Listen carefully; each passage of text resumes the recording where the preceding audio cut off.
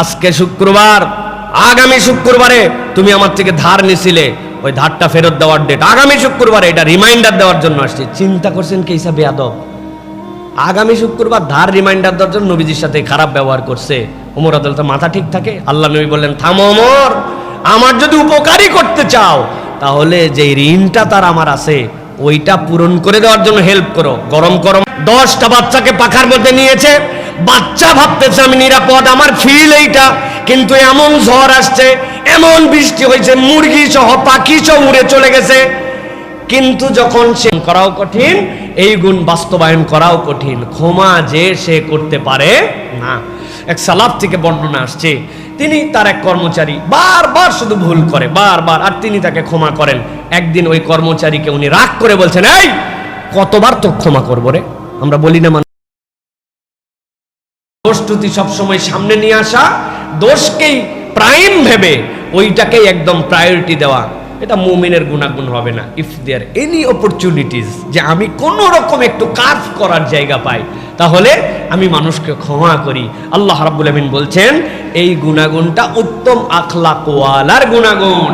এই গুণ অর্জন করাও কঠিন, এই গুণ বাস্তবায়ন করাও কঠিন। ক্ষমা যে সে করতে পারে না। এক সালাফ থেকে বর্ণনা আসছে, তিনি তার এক কর্মচারী বারবার শুধু ভুল করে, বারবার, আর তিনি তাকে ক্ষমা করেন। একদিন ওই কর্মচারীকে উনি রাগ করে বলছেন, এই কতবার তো ক্ষমা করবো রে? আমরা বলি না মানুষকে। তো উনি সাথে সাথে ওই যে কর্মচারী তার দাস ছিল, সে চমৎকার এক উত্তর দিয়েছে, বলছে কিয়ামতের দিনে আপনি আল্লাহর কাছ থেকে যতবার ক্ষমা পেতে চান, মাত্র ও কয়বার ক্ষমা করলে হবে। মানে আপনি আপনার ভুল বোঝেন, আল্লাহর সাথে আপনার কত ভুল। উনার আকল খুলে গেছে যে সুবহানাল্লাহ, সে হয়তো অন্য কোনো উদ্দেশ্যে নিজের প্রায়োরিটি নেওয়ার জন্য বলছে, কিন্তু কথাটা অনেক বাস্তব। আমি আমার আল্লাহর কাছে কি পরিমাণ অপরাধী, আল্লাহর কাছে আমি কতটুকু ক্ষমা চাই, কতটুকু ক্ষমা পেলে এই পুরা জীবনটাকে জাহান্নাম থেকে জান্নাতের দিকে নিতে পারবো। সুতরাং আমাদেরকে মানুষকে ক্ষমা করার তবিয়ত থাকতে হবে। ক্ষমা বিভিন্ন লেয়ারে হয়, স্ত্রীর ভুল, সংসারের ভুল, আচরণের ভুল, কর্মচারীর ভুল, ছাত্রের ভুল, সাথী ভাইয়ের ভুল, চলাফেরায় অন্যদের ভুল, নানান ধরনের হবে। আমার টেন্ডেন্সিটা থাকবে যে ক্ষমা করা, এটা আমার তবিয়ত হবে। প্রিয় ভাইরা, আল্লাহ যেন আমাদেরকে তৌফিক দান করেন। 5 নম্বরে উত্তম আখলাকের জন্য বিশাল বড় এক গুণাগুণ, সেটি হচ্ছে বিনয়। যার সাথে বিনয় আছে তার সাথে সব আছে। যে বিনয় পেল সে পুরা দুনিয়া পেয়ে গেল। এটা হাদিসের পরিভাষা অনুযায়ী আমরা বুঝতে পারি। আল্লাহ রাব্বুল আলামিন সূরা শুআরার ভিতরে বর্ণনা করেছে মানুষের বিনয়ের কতকগুলা দিক কেমন করে হতে পারে। আল্লাহ বলেছেন, জানা আয়াত আমাদের, আল্লাহ বলছেন ওয়াকফিদ জানাহাকা লিমানিত্তাবাআকা মিনাল মুমিনিন। ও আমার হাবিব, আপনি আপনার পাখাকে, যারা মুমিন ঈমানকে ফলো করে তাদের জন্য আপনি আপনার পাখাগুলাকে বিছায়া দেন। বলেন তো মানুষের কি পাখা হয়? না, মানুষের তো হাত হয়। তাহলে আল্লাহ রাব্বুল আলামিন কোন হিসাবে আল্লাহ নবীকে বললেন যে আপনি ঈমানদারদের জন্য আপনার পরগুলা বিছায় দেন? তাফসীরগুলা পড়ে দেখবেন, সূরা শুআরা 26 নম্বর সূরা, আল্লাহ রাব্বুল আলামিন 215 নম্বর আয়াতের মধ্যে এটার ব্যাখ্যা মুফাসসিররা করেছেন অজস্রভাবে। একটা পাখি যখন তার পরকে বিছায় দেয়, পাখির পর বিছানোর মধ্যে একটা ভিন্ন রকম ব্যাপার থাকে। এটা যদিও তার হাতের ভূমিকায় থাকে, কিন্তু তার পাখাগুলাকে সে মেলায় দেয়। মেলায় দেওয়ার পর তার বাচ্চাগুলা যখন তার নিচে ঢুকে যায়, তখন দুনিয়া কিয়ামত হয়ে যেতে পারে, কিন্তু বাচ্চারা ফিল করে যে অন্ততপক্ষে আমি নিরাপদে আছি। ভালো করে কথাটার মানে বোঝেন। বাচ্চারা ফিল করে, কিন্তু এই ফিল সব সময় কি তাকে নিরাপত্তা দিতে পারে? না, সব সময় নিরাপত্তা দিতে পারে না। 10টা বাচ্চাকে পাখার মধ্যে নিয়েছে, বাচ্চা ভাবতেছে আমি নিরাপদ, আমার ফিল এইটা, কিন্তু এমন ঝড় আসছে, এমন বৃষ্টি হয়েছে, মুরগি সহ পাখি সহ উড়ে চলে গেছে।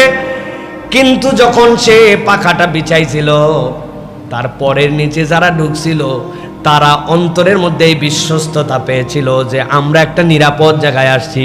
আল্লাহ রাব্বুল আমিন বলছেন ঈমানদারের চরিত্রটা বিনয়ের দিক দিয়ে এমন হবে, কোনো মানুষ তার কাছে গেলে এইটুকু নিরাপত্তা যেন অনুভব করতে পারে, এই লোক আমার কোনো উপকার করতে হয়তো পারবে না, কিন্তু এই ঈমানদারের দ্বারা আমার কোনো ক্ষতি হবে না। সুবহানাল্লাহ। অথচ এখন একজনের কথা আরেকজনের কাছে বলতে সাহস পায় না। এই কথা বলে দিলে যদি ঝামেলায় পড়ে যায়, টাকা পয়সা রাখা তো অনেক দূরের বিষয়। কি কথা বললেন না? যে কল্পনা করবেন, মাঝে মাঝে মিলাবেন এইগুলার সাথে।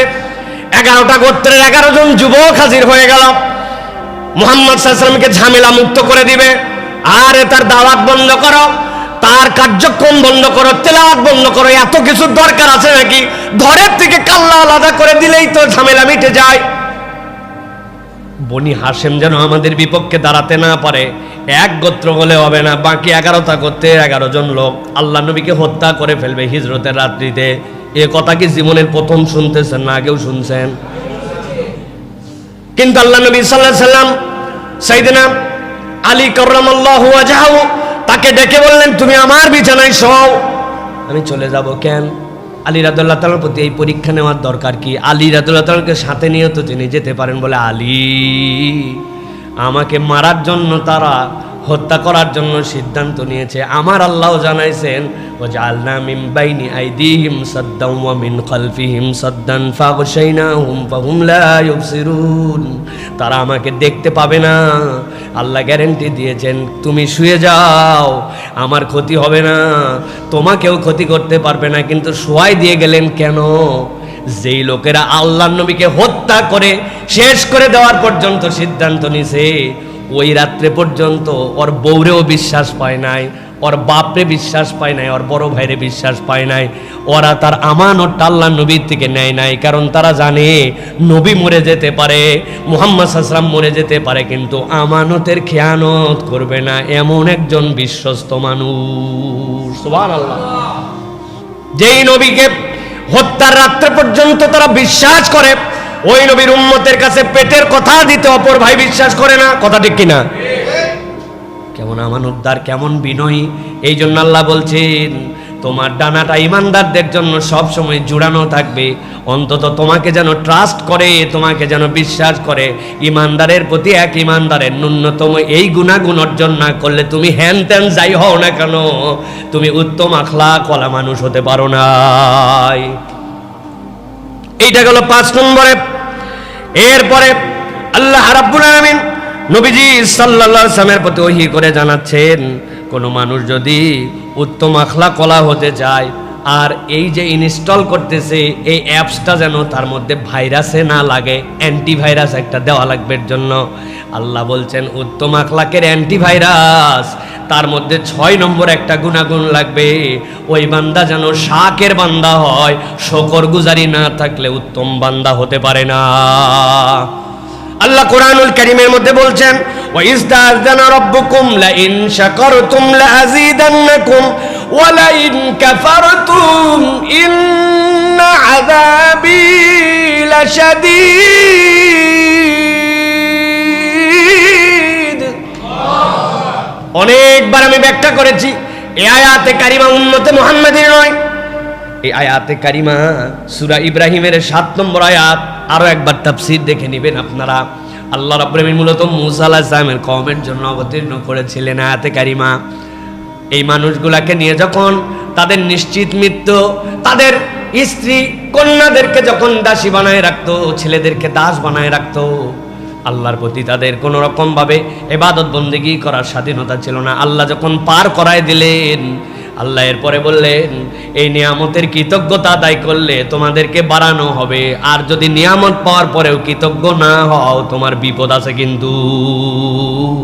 এই জন্য প্রত্যেক ইমানদারের জন্য দায়িত্ব হচ্ছে আল্লাহ রাব্বুল আলামিনের প্রতি শুকরগুজার হওয়া।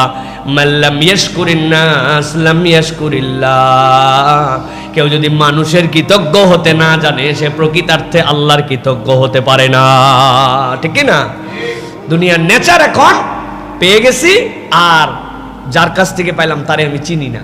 ঠিক না ভাই? চিনি না। দেখবেন সম্পর্ক একজনের মাধ্যম দিয়ে আরেকজনের হয়েছে, মধ্যস্থতাটা ভুলে যায় মানুষ। ঘোড়া ডিঙ্গায়া ঘাস খায় না, কি বলে জানি আমাদের দেশে একটা কথা আছে না? হ্যাঁ, এই আমাদের তবিয়ত হয়ে গেছে এখন। চিনি না, কাউরে চিনি না। যার দ্বারা এলেম পালাম, যে আমারে চিনালো, যে আমার উপকার করলো, যে একটু কল্যাণ করলো, তার জন্য যে কৃতজ্ঞতা বোধ, এটা আমাদের নাই। নবী করিম সাল্লাল্লাহু আলাইহি ওয়াসাল্লাম এটা দেখাইছেন। ইহুদি এসে আল্লাহর নবীর চাদর টান দিল, আল্লাহ নবীর শরীর মোবারক ঘুরে গেল।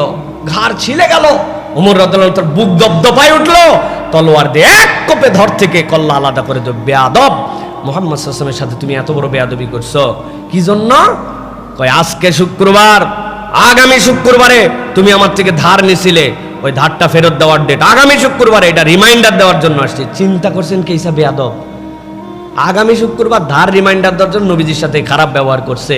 ওমর রাদিয়াল্লাহু তাআলা মাথা ঠিক থাকে? আল্লাহ নবী বললেন, থামো ওমর, আমার যদি উপকারই করতে চাও তাহলে যে ঋণটা তার আমার আছে ওইটা পূরণ করে দেওয়ার জন্য হেল্প করো। গরম করো না, ওকে গরম মেরো না, রাইটস আছে। সুবহানাল্লাহ।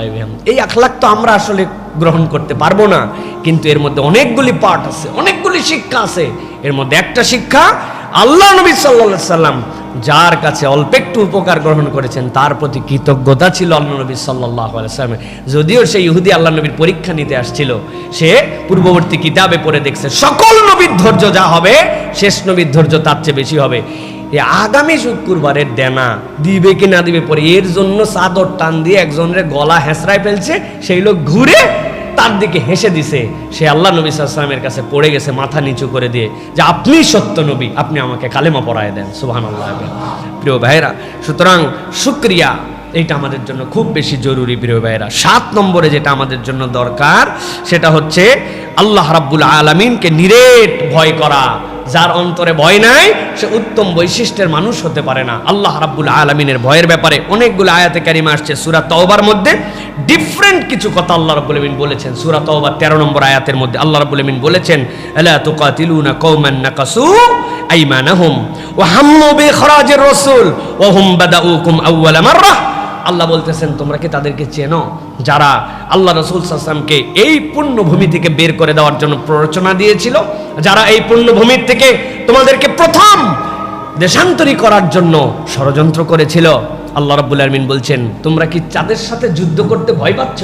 তোমরা কি তাদের মোকাবেলা করবে না যারা অন্যায় করে তোমাদের সাথে তোমাদের এই পুণ্যভূমির থেকে বের করে দেওয়ার জন্য প্ররোচনা করলো, যারা নিজেরা ভঙ্গ করছে তাদের অঙ্গীকারগুলি?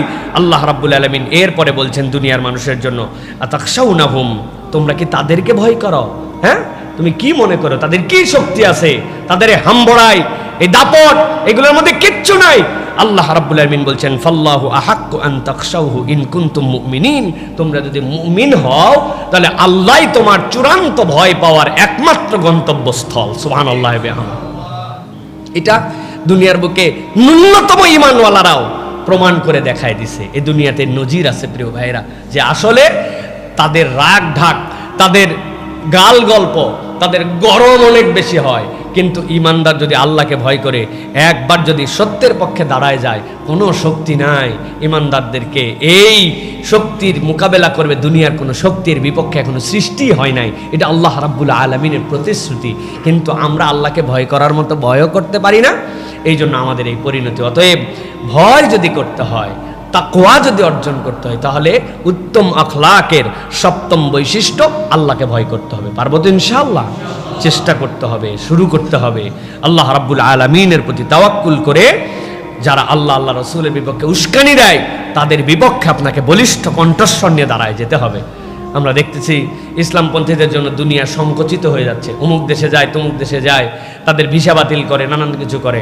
আমরাও বলছি যে দুনিয়ার সকলের ভিসা বাতিল করে দেখ, যতদিন পর্যন্ত খানায় কাবার ভিসাটা আমাদের জন্য উন্মুক্ত থাকবে দুনিয়া দেখা লাগবে না। আল্লাহ দুনিয়ার সব দেশের লোক ওখানে নিয়ে এসে আমাদেরকে দেখা করাবেন ইনশাআল্লাহ, ঠিক কিনা? অতএব আমাদের দুনিয়া আল্লাহর দুনিয়া, এই দুনিয়া কেউ কার জন্য বন্ধ করে? আল্লাহ যেন আমাদেরকে এই বুঝার তৌফিক দান করেন। আল্লাহ রাব্বুল আলামিন এরপরে বলছেন উত্তম আখলাকের জন্য 8ম বৈশিষ্ট্য। আল্লাহ রাব্বুল আলামিন বলছেন, তোমার মধ্যে একটা ন্যায় নিষ্ঠা লাগবে।